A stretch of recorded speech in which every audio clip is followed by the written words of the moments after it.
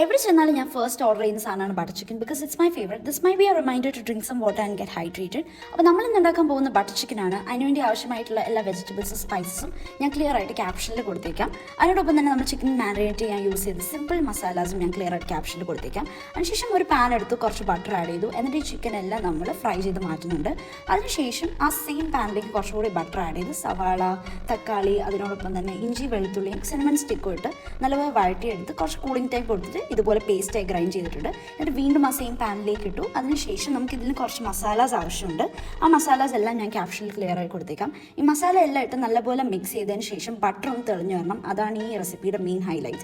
അതിനുശേഷം ഞാൻ കുറച്ച് എരിവിൻ്റെ ആളാട്ടോ, but I balanced it all with milk. അതിനുശേഷം ചിക്കനും ആഡ് ചെയ്ത് നല്ലപോലെ മിക്സ് ചെയ്ത് അടച്ചു വെച്ച് കുറച്ചേരം വേവിച്ചതിന് ശേഷം കുറേ വെച്ച് ടോപ്പ് ചെയ്യാം. You can use it with any dish. It's A combination with anything. So do try it out guys. Thank you so much for watching the video.